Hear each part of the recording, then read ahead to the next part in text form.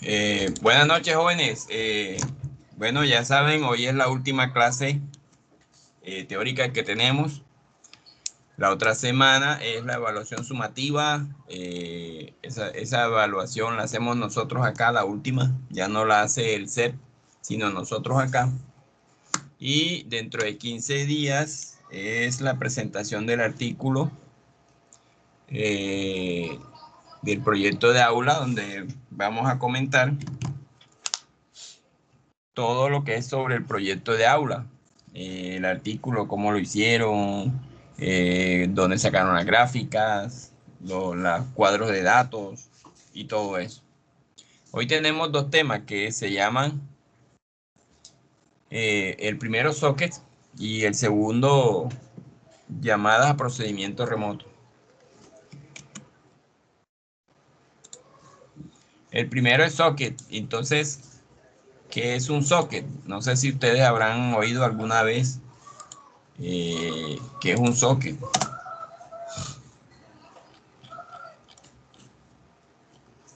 Bueno, el socket, cuénteme. Bueno, socket, a veces la gente confunde socket con el slot donde va el procesador. Eso también se le llama socket. ¿Iba a decir algo? No, profe, yo lo había dado, pero como en Java. Un tema socket, pero no sé si es lo mismo, creo que no.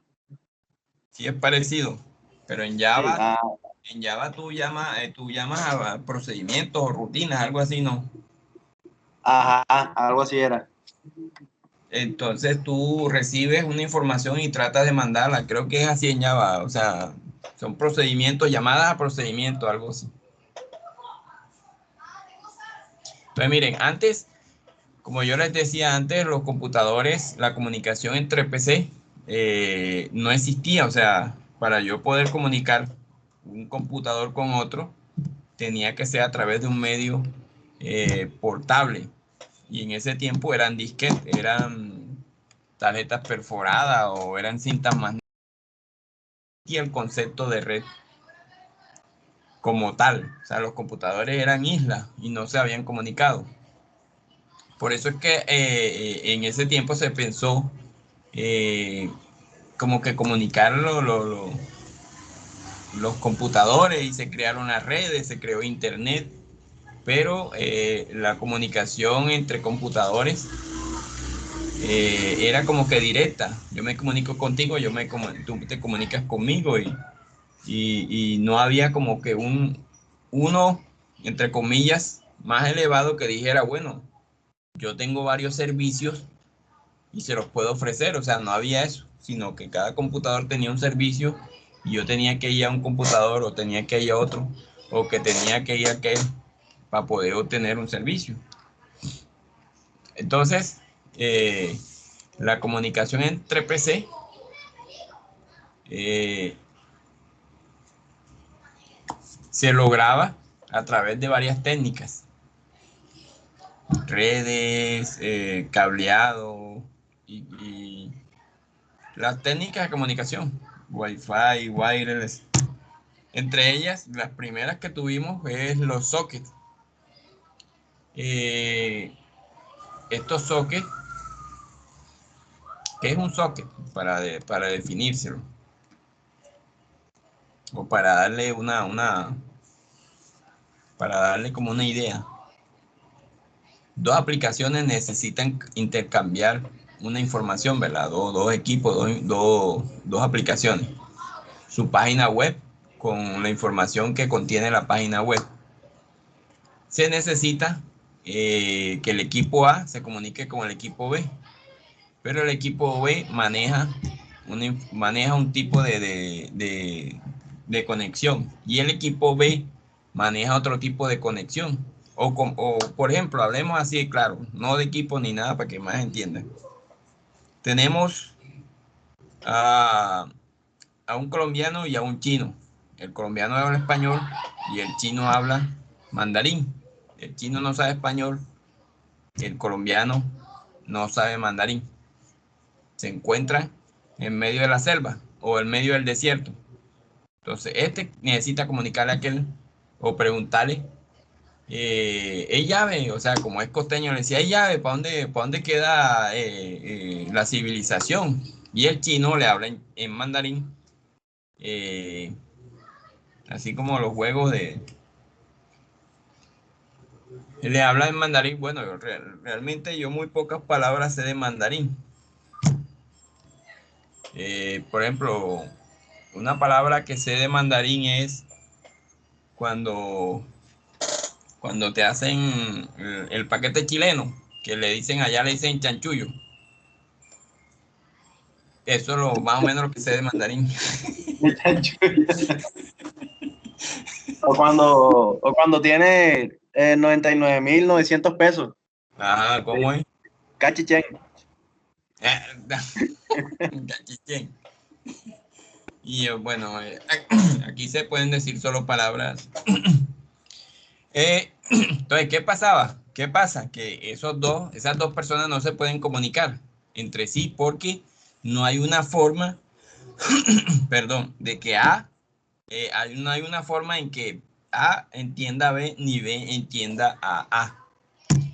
Ahí se crea lo que se llama en redes algo que se llama protocolo. Protocolo.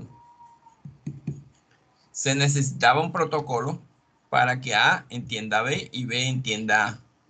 Y ese protocolo, volviendo al ejemplo, sería un traductor. Un man que es colombiano, pero vivió en China y aprendió a la brava ya. O un chino que se vino para acá, se voló, se vino en un barco de eso de mercancía, metido ahí en un... Llegó aquí. Es más factible que un chino llegue aquí que un colombiano entre allá, porque ustedes saben que aquí entra con la aduana que tenemos, entra más, entra lo que sea. El chino llegó aquí y aprendió español a lo bravo. A ustedes, bueno, yo creo que ustedes han ido a un restaurante chino donde van a comprar la valenciana, el arroz especial, el arroz. Entonces ya ustedes oyen hablando al chino, un arroz especial, ya. Pero A no le entiende a B y B no le entiende a A. Entonces hay un traductor. Ya el traductor habla los dos idiomas. Llevando eso acá, a la informática, ese traductor se llamaría protocolo. Hay varios protocolos.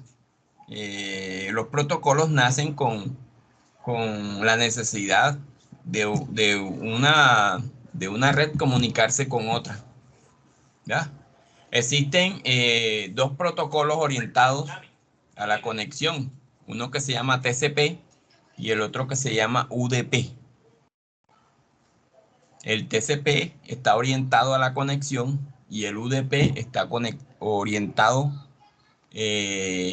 a la no conexión. Eso en redes ustedes lo van a ver, por eso es que esto es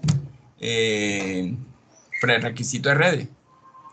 Esto lo van a profundizar más en redes. Ahora no es necesario que se enreden con esto, sino que entiendan los conceptos nada más, porque este tema es un capítulo, una unidad de redes del otro semestre.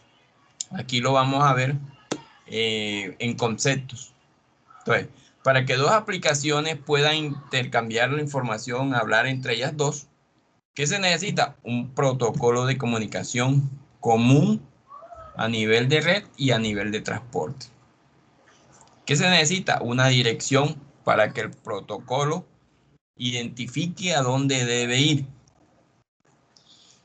Y tercero, un número de puerto que identifique la aplicación dentro del computador. Cada aplicación dentro del computador tiene un número de puerto. No sé si ustedes habrán oído alguna vez el puerto 80, que es el más común, el puerto de internet. El protocolo HTTP está siempre enrutado por el puerto 80. Eso también lo van a ver el otro semestre en redes 1. De pronto les toque conmigo. Entonces, ¿para qué sirven los sockets? Los sockets se utilizan para poder enviar órdenes de un servidor que está atendiendo la petición hacia un cliente. Ya vimos lo que era cliente-servidor. Entonces, el socket lo que hace es tomar esa orden del servidor y llevarla al cliente. El socket está atado a una dirección IP, a un protocolo y a un número de puerto. Los sockets están basados en los protocolos de comunicaciones que se utilizan en Internet. El más famoso es el protocolo TCP/IP. Yo creo que todo el mundo lo ha oído aquí, todos ustedes. Protocolo TCP/IP.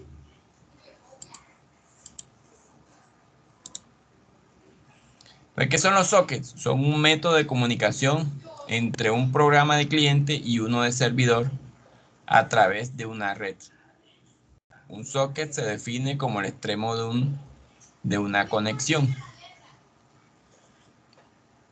El socket es un método entre un programa cliente, miren en la izquierda, librería gráfica, el código de cliente lenguaje, y uno de servidor. La librería, esto quiere decir que aquí en la GUI le piden un dato, él va aquí, traduce eso en código de cliente, llega al servidor, el servidor coge ese código de servidor, entra a la base de datos, busca el dato y se lo envía de nuevo. Eso es un socket. Los sockets son un método de comunicación entre un programa de cliente y uno de servidor. Eso es. Es como el traductor, la persona que permite la comunicación entre dos personas de distintos países. El socket permite la comunicación entre un programa cliente y un programa de servidor de red. Y los sockets son programas para que vayan entendiendo, o sea, no se imaginen por ahí algo, no, son programas, como lo dijo David, son programas hechos en Java, en C, no sé, o sea, algún programa en algún lenguaje. Sockets son programas, o sea, que se crean y se utilizan con un sistema de peticiones o de llamadas de función. Son los denominados, yo creo que ustedes han visto en Java las API, ¿no? ¿Sí vieron en Java las API?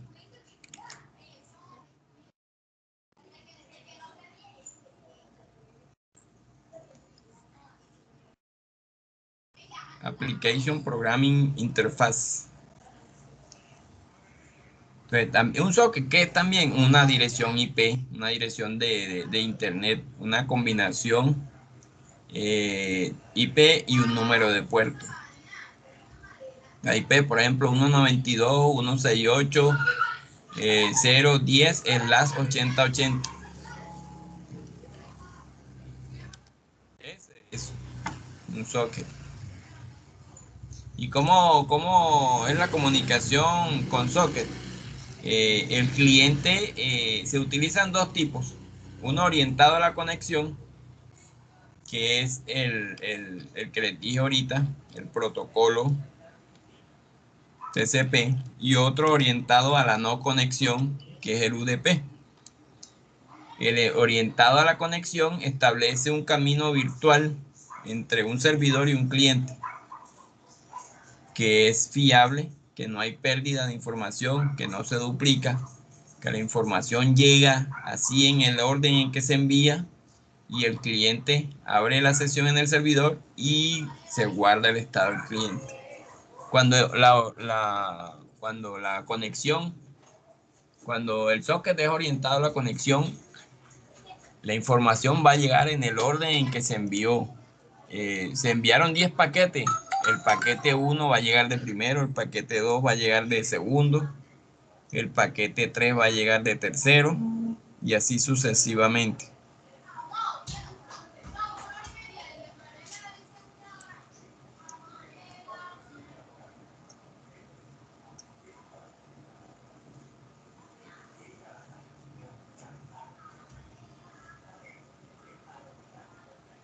Permítame que me está escribiendo el decano.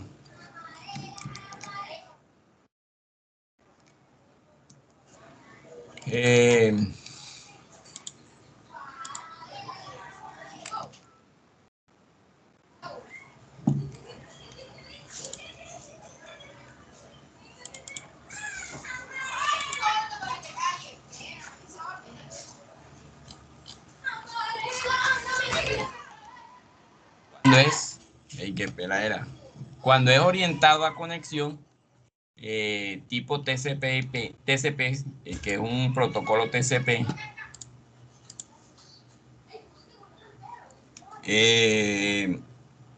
los paquetes lleguen ordenadamente y si el 1 va de primero, o sea, el 1 siempre va a llegar de primero. Si el 2 llega de segundo. O sea, los paquetes, así como se envían, así llegan. Si un paquete no llega, por ejemplo, el 1, el 2, él mandó, el 2 llegó, el 3 no llegó, él vuelve y lo envía hasta que reciba una confirmación de que el tercero fue recibido. Si el tercero no es recibido, él no envía el cuarto. Él va enviando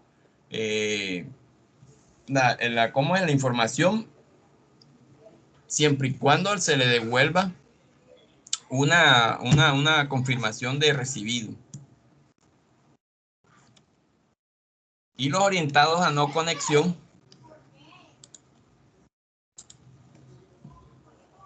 el envío de datagrama, que se llaman los paquetes de tamaño fijo, no son fiables porque se pueden perder en el trayecto. O sea, la información se puede perder en el trayecto, se puede duplicar, la información puede llegar desordenadamente. O sea, el 1 puede llegar de último, el 3 puede llegar de primero, el 5 puede llegar de segundo. O sea, no hay un orden para llegar cuando es orientado a una conexión.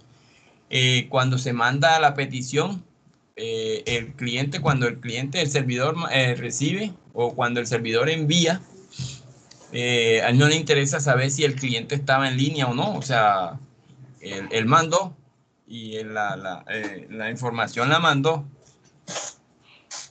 Es cuando a veces usted recibe información errónea, que no puede abrir el archivo, que el archivo que usted dice, hey, mira, el adjunto no llegó, o sea, no se deja abrir y dice que está corrupto. En ese sentido, ese es no orientado a la conexión. Los protocolos que se usan aquí permiten de que se pueda enviar así usted no esté conectado. ¿Cuáles utilizan estos protocolos? Los correos electrónicos. Los correos electrónicos utilizan estos sockets orientados a no conexión, porque ustedes envían y ustedes no saben si la otra persona revisó ese correo o si le llegó o si no, si lo revisó o no.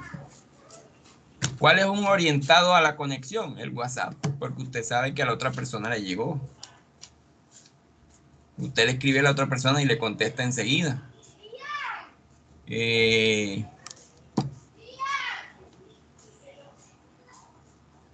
el socket es, comparado con la telefónica, es como un buzón de correo, con el buzón de correo del teléfono, ya que él manda, orientado a la no conexión. Esas son las dos formas de... ¿Dónde está? Aquí. Esas son las dos formas de comunicación del socket. Se conectan, el primero orientado a conexión es TCP y el segundo es orientado a no conexión, es el UDP. ¿Cuál también utiliza el UDP? ¿Cómo es? Los streaming. Todo lo que son video en vivo, todo lo que sea en vivo, video en vivo o llamada, todo eso utiliza orientado a no conexión. Porque ese tipo de comunicación es rapidísimo. Si ustedes han visto, de pronto ustedes están viendo una transmisión, por ejemplo, un partido, lo están viendo por internet y a veces se salta, ping, ping, o sea, minuto 30 y ¡pam! Se saltó como un pedazo.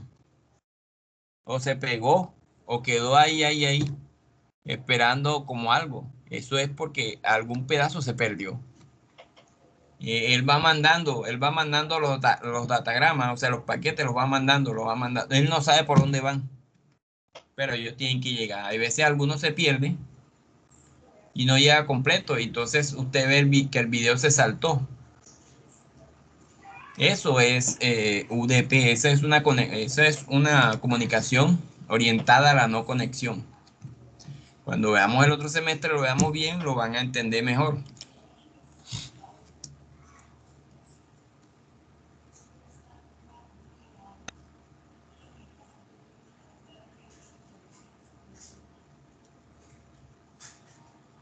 Listo.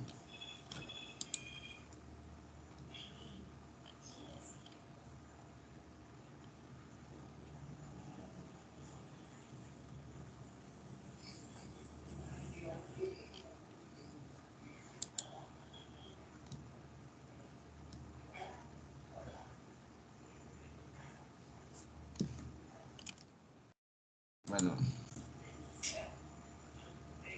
entonces si se acuerdan de la arquitectura del cliente-servidor, cuando hablamos la clase pasada de arquitectura del cliente-servidor, ese es un modelo de aplicación distribuida, donde recuerdan que las tareas se reparten entre varios recursos.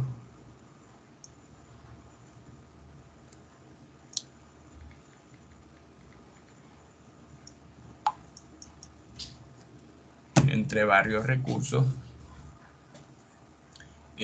Varios servidores, varios proveedores tienen una aplicación, este tiene la otra, este tiene la base de datos, hay base de datos distribuida. Un programa cliente realiza peticiones a otro programa.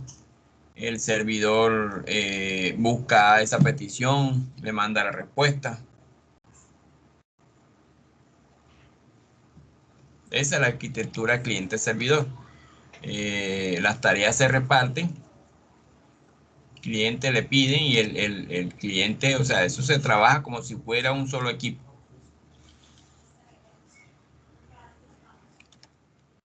Ya eso lo vimos más adelante. Ahora llegamos a llamada de procedimiento remoto.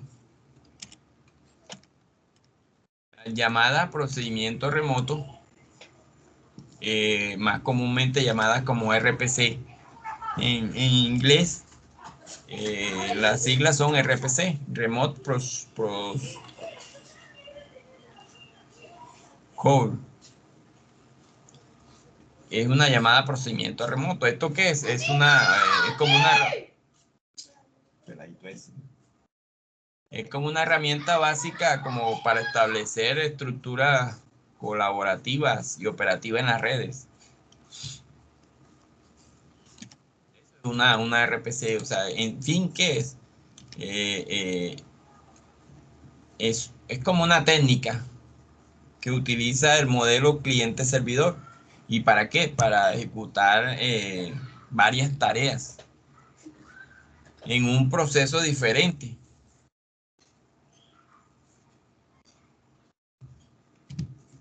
Por ejemplo, que esté un computador remotamente. A eso, por ejemplo, en Java se le puede llamar subrutina o se le puede llamar función o rutina remota o función remota.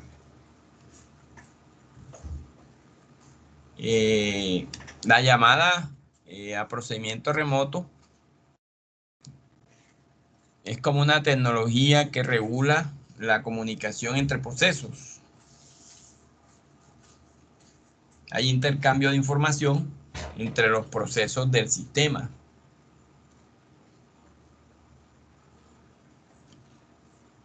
Y la RPC transfiere el flujo de control y los datos entre dos espacios de direcciones a través de una red. De pronto han visto en Java o en cualquier lenguaje cuando uno habla de función o de método o de su rutina, ustedes le pasan datos y él le devuelve una respuesta. Bueno, más o menos eso. Pero que ese método o esa rutina o esa función no está en el mismo programa, sino está en otra parte.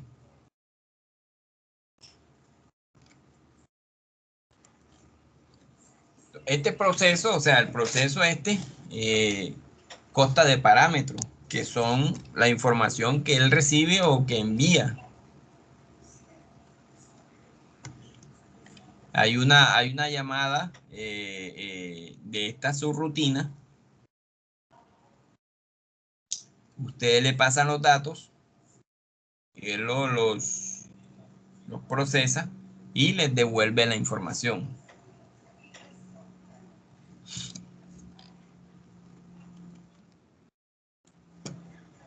Entonces, ¿cómo es el funcionamiento de esto?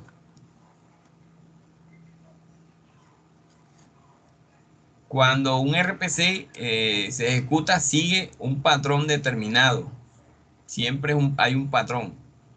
Un ejemplo, un computador cliente hace una petición a un servidor de base de datos para buscar un ítem, algo.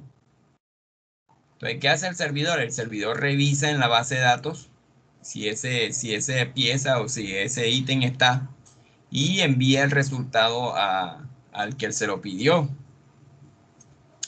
El cliente procesa los datos recibidos y muestra la información. Un ejemplo de una llamada, de un funcionamiento de RPC, un ejemplo. Usted atiende un mostrador, ¿verdad? Usted atiende un mostrador. Ustedes han ido a la ferretería, algo así. Va uno a la ferretería, le dice, hey, necesito una manguerita para el lavamanos. Entonces viene el man, se sienta en el computador, que es el cliente, escribe manguerita para lavamanos. Esa es la petición al servidor. Él va, le da enter, pan. Cuando le da enter, el cliente está contactando al servidor. O sea, el computador cliente está contactando al computador servidor. Llega a la base de datos, busca la pieza, el servidor la encuentra, le envía el dato al cliente y le muestra el inventario que hay. Entonces el man dice, hey, sí hay. O te puede señalar, se acabó. No hay. Y ahí cuando sí hay, te da el precio y te da como es el tipo, manguera hay manguera de 1 metro, de medio metro, de tanto. Así funciona el RPC. Son llamadas a procedimientos remotos.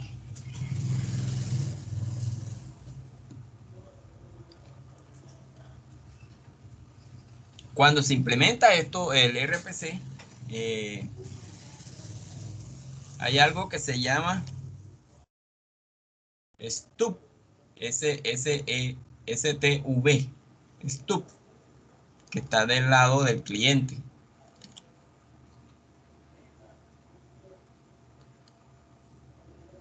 Ahora les explico qué es el STUB. El STUB es como un pedazo de código del socket, el pedazo de código que va insertado en el programa que le permite al servidor ejecutar la tarea que se le asigna. Como en PHP, que usted manda un parámetro, él recibe ese parámetro y ejecuta la acción y usted se encarga de devolver, de proveer la información que necesita. Ese es el STUB, la pieza de código que le permite al servidor ejecutar la tarea que se le asigna. Y por ejemplo el de la ferretería, lo que hace el RPC es mandar una orden. ¿Cuántos mangueritas para lavamanos quedan? Búsqueme en la base de datos si hay mangueritas. ¿Cuánto es el stop?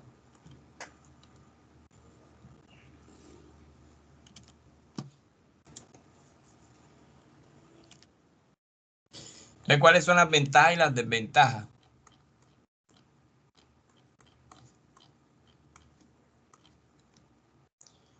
La ventaja es que el protocolo RPC gestiona la comunicación entre procesos de una manera fiable y es rápido porque requiere un tiempo de procesamiento corto.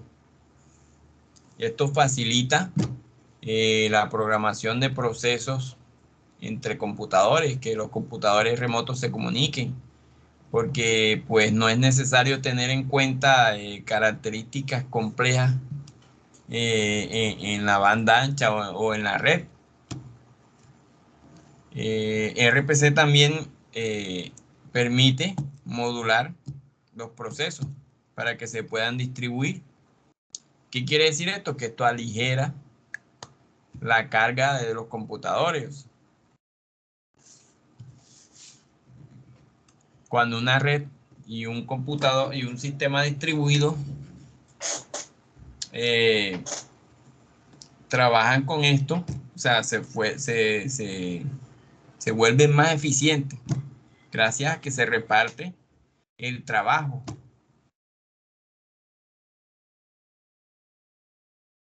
Hay un servidor de base de datos, hay un servidor de aplicaciones, hay un servidor de archivos.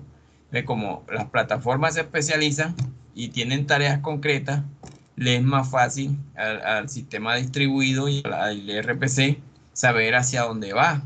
El servidor de base de datos está allá, el servidor de aplicaciones está acá, el servidor de archivos está acá. Si todo estuviera junto o no supiera dónde estuviera, le fuera más difícil. El RPC también es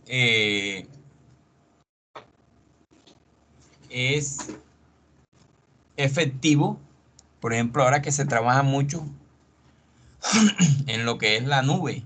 Cuando la gente dice, no, que tengo mis archivos en la nube, tengo esto en la nube, el RPC trabaja bastante porque a veces tú puedes crear aplicaciones para trabajar o sí, para capturar información y esa información a través de la red va a una base de datos, va a alguna parte, a otro computador y te trae la información. ¿Y cuál es una de las desventajas? Es que no hay un estándar de unificación para esta tecnología. O sea, cada empresa crea su RPC. Cada empresa crea e implementa su programa. O sea, como esto se hace, como esto es programable,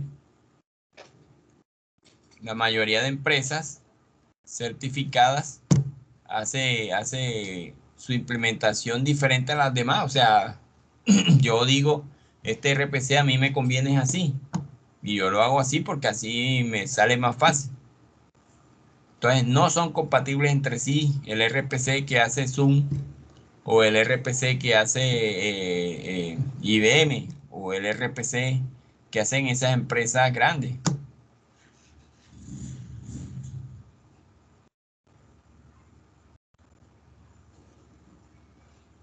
No hay, como decir, un protocolo para el RPC porque cada uno lo hace de acorde a lo que necesita.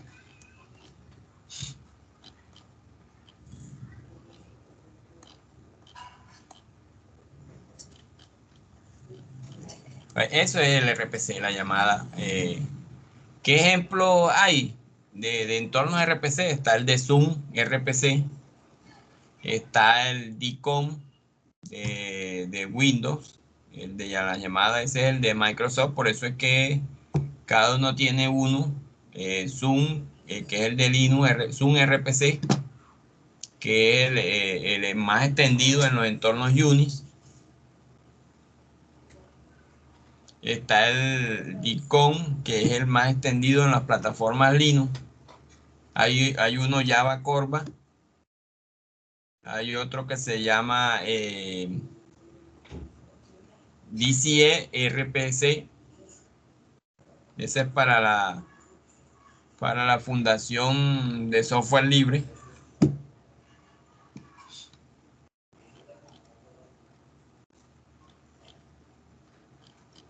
Hay muchos ejemplos de eso, de RPC, pero cada uno tiene una característica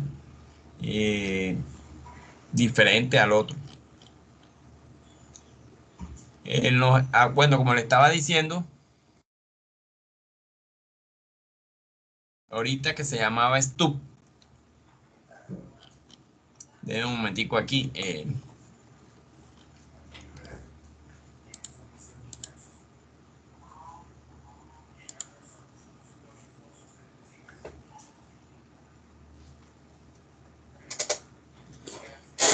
Denme un momentico aquí mientras contesto algo, permisito. Que el decano me está escribiendo.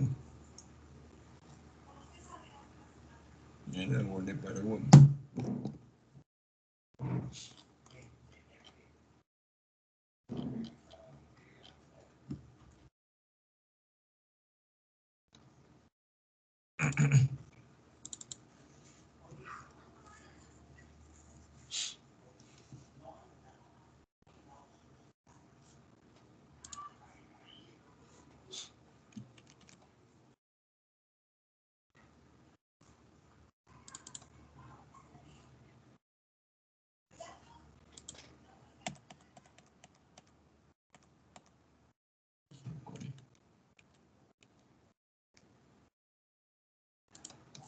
Entonces ahí vamos a poner esto aquí.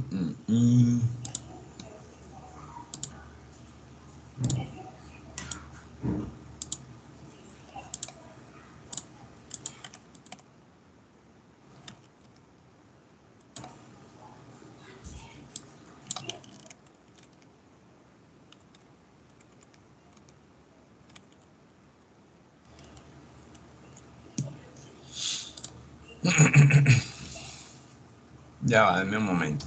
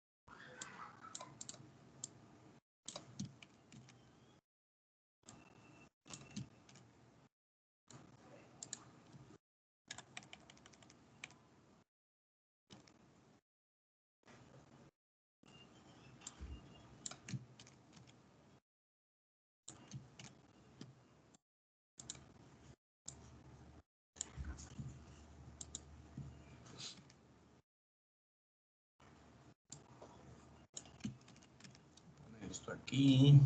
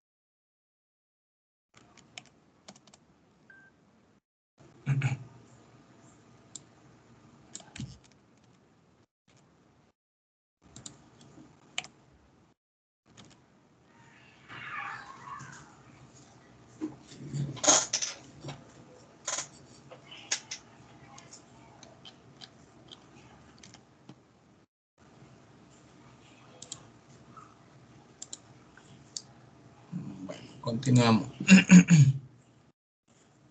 ¿Por dónde íbamos?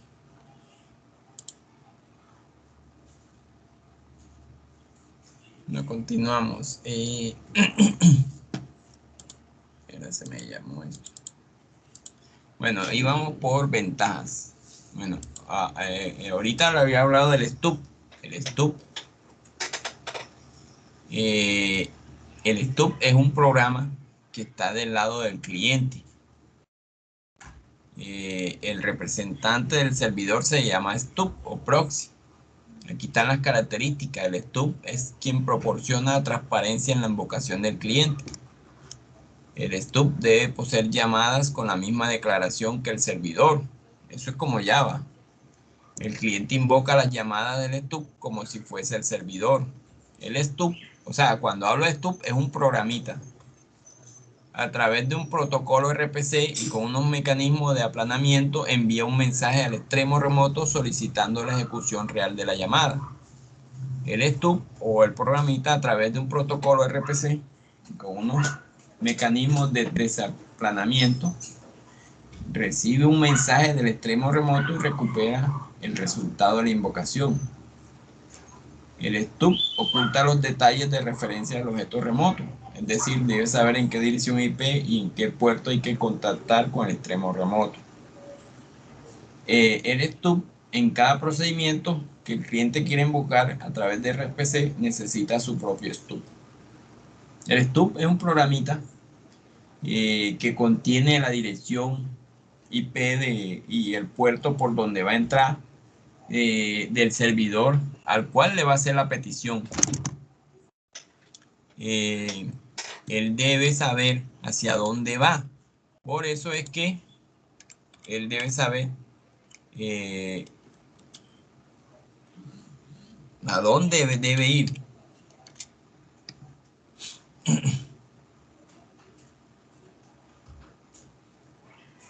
Él debe ser capaz de convertir los parámetros de una representación a otra. O sea, debe ser capaz de saber hacia dónde va.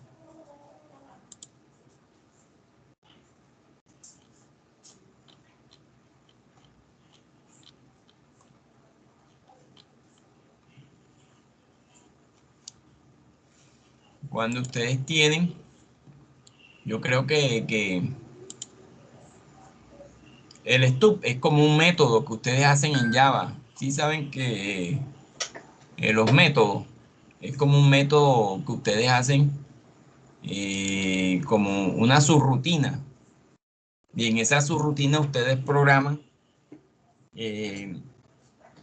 todo lo que debe hacer, o sea, lo que les dije ahora. Ahí donde van la llamada procedimiento remoto, o sea, la dirección, el puerto por donde debe entrar.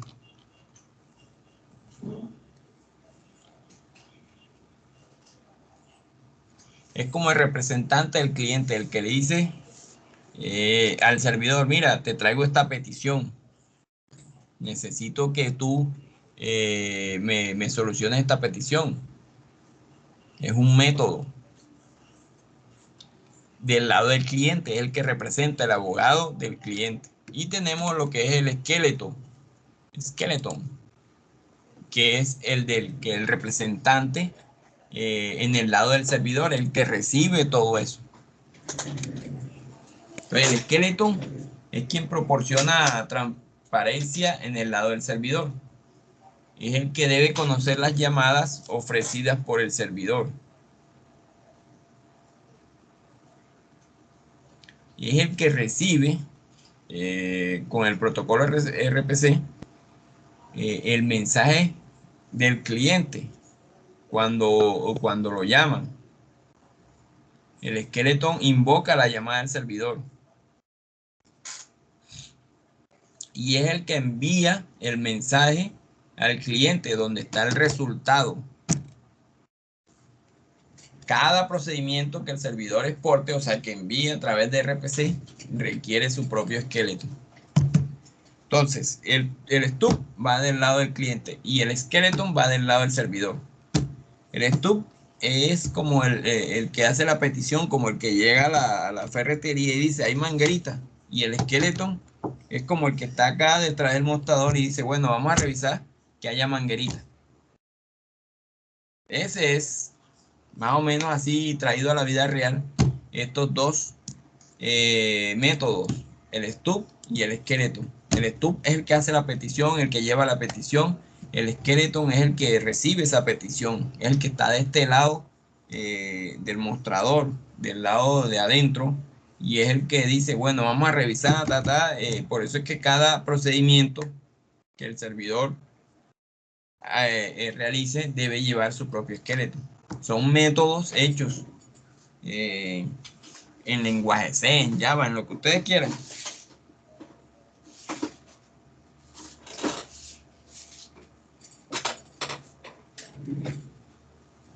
¿Qué se hacen para que puedan funcionar los procedimientos? Las llamadas a procedimientos remotos. Entonces, muchachos, miren, esto que les di aquí es somero por encima, porque más adelante en redes 1 vamos a profundizar más. Siempre estos temas son por encima en esta materia. Si ustedes quieren investigar más, ya saben, pueden buscar en internet, pueden ver videos sobre lo que es procedimiento remoto y sobre lo que es socket. Los 4 temas que vimos, sistema distribuido, arquitectura cliente-servidor, estas 2 sockets y llamada procedimiento remoto. Espérense que me está escribiendo el decano otra vez.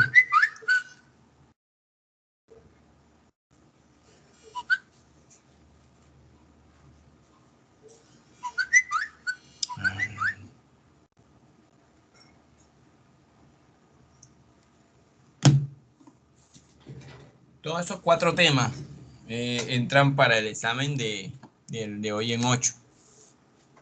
O sea, que repasen, estudien, es un examen teórico, como lo venimos haciendo, o sea, como ustedes lo van haciendo, de múltiples respuestas, de falso y verdadero, bueno, de única respuesta no, porque a veces se equivocaban, que esto, que lo otro, pero sí de falso y verdadero y de múltiples respuestas. Espero que muchachos, que el proyecto de aula la otra semana podamos ver ya al final, o sea, que vayan diciendo, profe, ya lo estamos terminando, ya lo hemos terminado, ya llevamos todo. Ojalá ahí me muestren para yo echarles una revisadita para decirles, miren, esto está bien, esto está mal, van bien, van mal, o van por aquí, o van por... No que el mismo día yo le diga, "Ñala, eso no era así", y me toca ponerles un 1. Entonces es mejor que en la semana esta que comienza, antes del examen, ustedes me manden un avance, otro avance, para yo saber si van bien o van mal. Porque eso es bueno de que ustedes,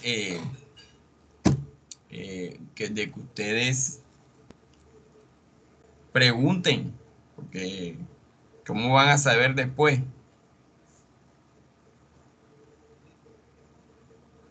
¿Cómo saben ustedes si está bien lo que llevan? O también tan mal, si esa es la información. Sí, que sin miedo, o sea,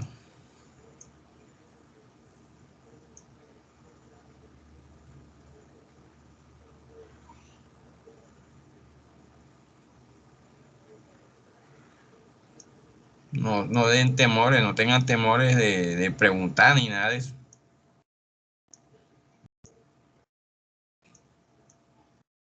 Entonces, hoy era ese tema, era corto, un tema corto, porque siempre en esta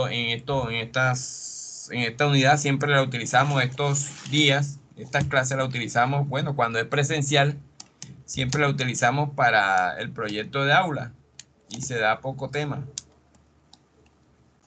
Pues como ocurrió la pandemia,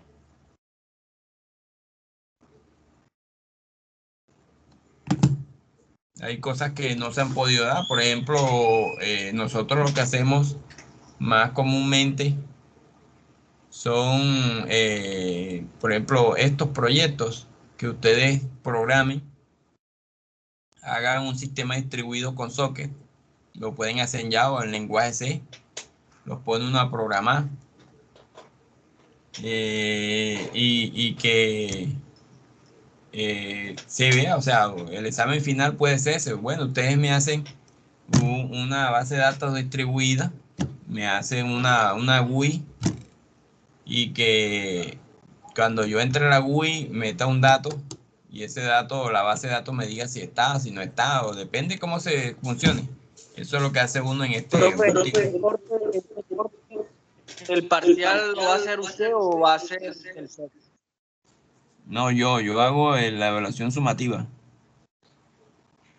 O sea, este corte es mío.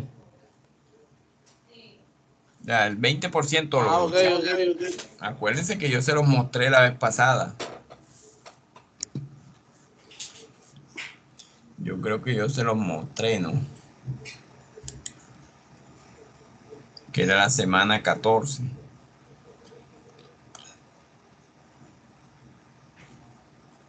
Creo que era este. Mira la gol de quién. Creo que fue la semana pasada. Ah, sí, miren.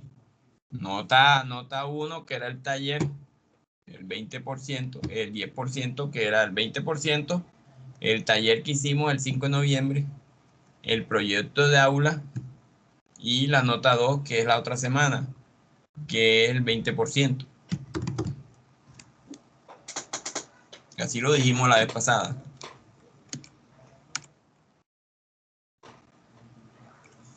Hace 8 días, creo que fue esta la clase hace 8 días. Nota 1, que es el 10% y nota 2, que es el 20%.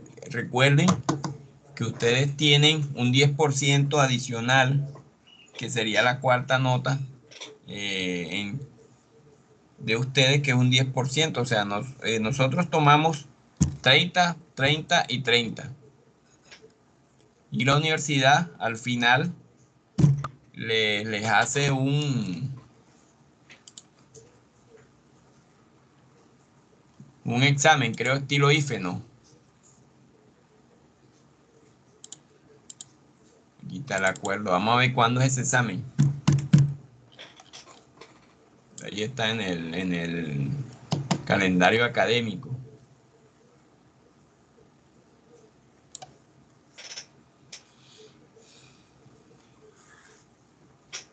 Es 27, ceremonia de grados. El 28 de noviembre, finalización de clases. Y el 29 de noviembre, fecha límite del tercer corte.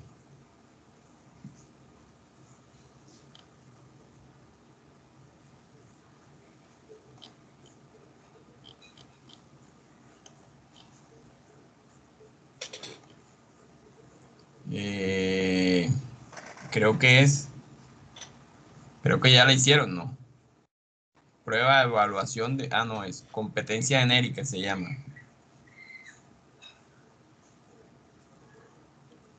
Del 16 al... Sí, yo la hice. Esta se llama pruebas de evaluación competencia genérica. Fue la semana pasada. Esta semana es de clase y la otra semana es prueba de evaluación sumativa corte 3. La del 23 al 28 de noviembre es finalización de clase. O sea, nosotros tenemos el 27, que es finalización de clase.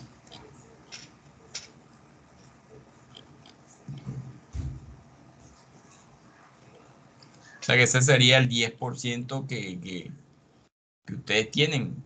Están diferidos en 4 notas finales. Serían como 4 cortes.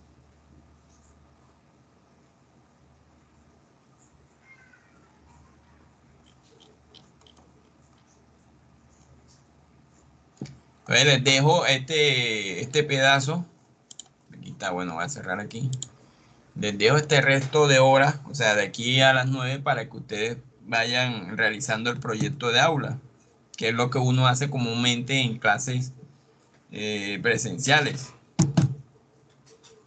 da 1 hora y media de clase y la hora y media restante se las deja al alumno para que vayan realizando el proyecto de aula. Pero como el proyecto de aula de nosotros es investigativo, entonces tómense este rato, este tiempo, para que puedan realizar el proyecto de aula. Entonces, muchachos, bueno, todavía no me despido, pero sí despedimos las clases teóricas. Ya la otra semana es parcial y la otra ya es proyecto de aula. Entonces, espero los que llegaron hasta este momento, espero que hayan aprendido. Espero que yo haya podido tener una metodología en que hayan aprendido muchas cosas, que no todo se da, porque si se profundiza mucho, no tendríamos que dar más horas de clase. De todos los temas que dimos, tratamos de hacerlo lo más explícitamente, de que ustedes entendieran, de que ustedes puedan aplicar todo esto que aprendimos aquí, que se enseñó, lo puedan aplicar más adelante, porque más adelante lo van a necesitar. Sobre todo este último corte, lo van a necesitar en redes 1, lo que es sistema distribuido, lo que es protocolo, eso sí lo van a aprender más adelante, protocolo, TCP/IP, el UDP, direccionamiento IP, todo eso lo van a aprender en redes 1.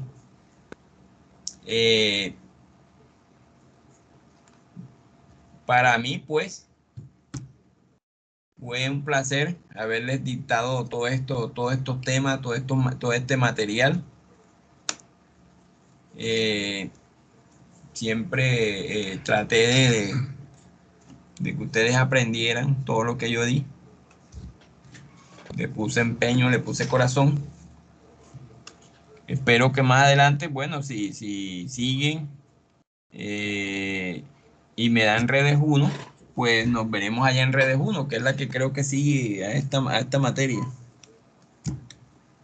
No sé cómo repartirán el otro semestre las asignaturas, pero bueno, si me toca, los espero en redes 1. De aquí hasta las 9, pues ustedes pueden seguir realizando el proyecto de aula. Si tienen alguna pregunta, yo voy hasta aquí, hasta las 9.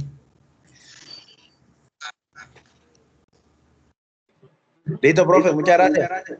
Feliz noche. Bueno, listo, pues. Gracias, profe, por su enseñanza. De nada. Para mí fue un placer estar con ustedes aquí compartiendo. Yo también aprendí, porque uno aprende a veces muchas cosas. No, uno no es sabio, pero sí aprende también. La mejor manera de aprender es enseñar. Cada vez que yo enseño algo, lo aprendo más. Cuando usted enseña, aprende.